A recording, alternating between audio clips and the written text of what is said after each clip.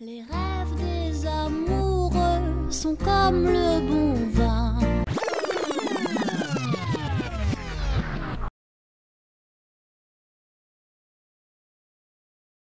El Plan Bosset es un proyecto de intervención propuesto para la ciudad de París por el arquitecto Le Corbusier. A lo largo del video explicaremos con detalles los fundamentos y las implicaciones de esta propuesta que buscaba transformar radicalmente la ciudad. Para entender, es importante conocer el contexto en el que se va a desarrollar y sus antecedentes. Nos transportamos hasta 1852, época donde Francia era gobernada por el Segundo Imperio bajo el mando de Napoleón III.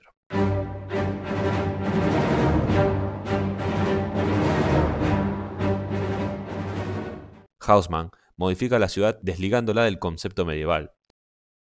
En ella, incorporó nuevos equipamientos, parques, circulaciones ferroviarias y de ómnibus con tracción a sangre, además de sistemas de saneamiento.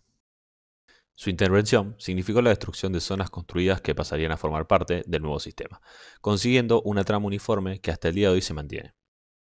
Dentro de esta gran cantidad de intervenciones, se destacaron los bulevares que cruzan la ciudad y generan un tránsito más fluido en comparación a las calles irregulares. Estas transformaciones radicales terminaron por convertir a París en la primer metrópolis capital moderna de Europa, fomentando la construcción de nuevos edificios gracias a la mejora de las condiciones públicas que le dieron valor a la propiedad privada, inmobiliaria y comercial. Pero Le Corbusier creía que París, al igual que muchas ciudades del principio del siglo XX, eran caóticas e ineficientes, por lo que en 1922 diseña la Ville Contemporaine. O abreviando, la Ville de Saint-Médard. Les de Saint-Médard? Ville de Saint-Médard. Le Saint-Médard? Ville de Saint-Médard. O mejor conocida como la ciudad contemporánea de los 3 millones de habitantes, que sería adaptable a cualquier lugar. Este era un proyecto que permitía alojar 6 veces la población del centro de París, cumpliendo una serie de objetivos como descongestionar los centros de las ciudades, incrementar la densidad de las viviendas, mejorar las comunicaciones, proporcionar una gran cantidad de zonas verdes y asentamientos y reducir tráfico. La mejor manera de lograrlo era con edificios en altura, que también ayudarían al problema de la creciente población urbana.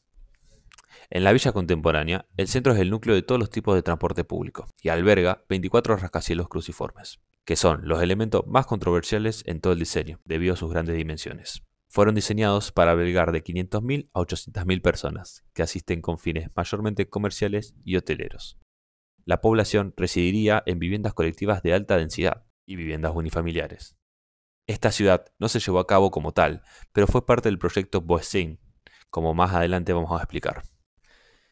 A inicios del siglo XX comenzó a incorporarse a la vida cotidiana la utilización del automóvil, lo que generaba a las ciudades una nueva necesidad de adaptarse.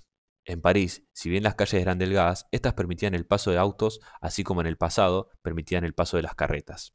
Un dato interesante es que fue en París donde se proyectaron la mayoría de los autos pequeños que existían en el mercado. Para 1920, el centro de la ciudad ya estaba muy consolidado, siendo muy similar a la actualidad. Sin embargo, para Le Corbusier, seguían existiendo fallas que debían ser atendidas. Es por eso que en 1925 propone el Plan Bosset.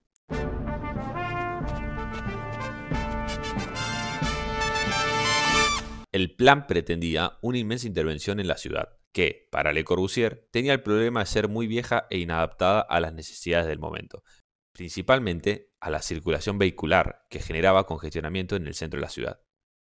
Para revertir esta situación, que al resto de la sociedad no le parecía tan grave, Le Corbusier propone, bajo una lógica higienista, proporcionar una correcta insolación y ventilación a las viviendas, abundancia de zonas verdes y sistemas eficaces de viviendas colectivas que facilitaran la circulación.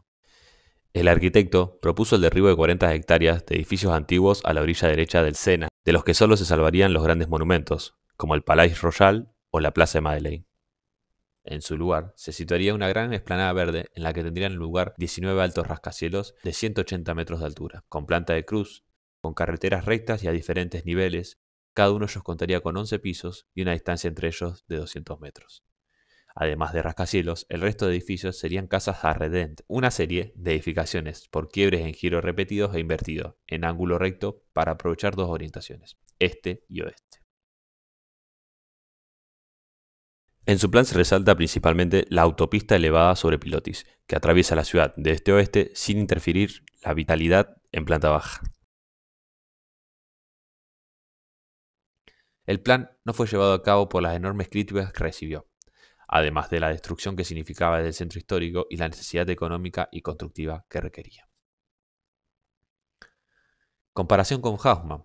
¿Por qué el plan de Haussmann es llevado a cabo aunque implica también una gran destrucción de preexistencias? El plan de Haussmann contaba con el gobierno imperial, que tenía un control centralizado y un poder considerable para llevar a cabo este tipo de proyectos, incluso a expensas de la destrucción de la preexistencia. En cambio, en el plan Boessin, a pesar de que Le Corbusier era un influyente arquitecto y urbanista, su plan no tuvo apoyo político y financiero, ya que la sociedad y las autoridades parisinas eran más sensibles a la preservación del patrimonio histórico y más conscientes de los problemas sociales relacionados a la demolición masiva de viviendas.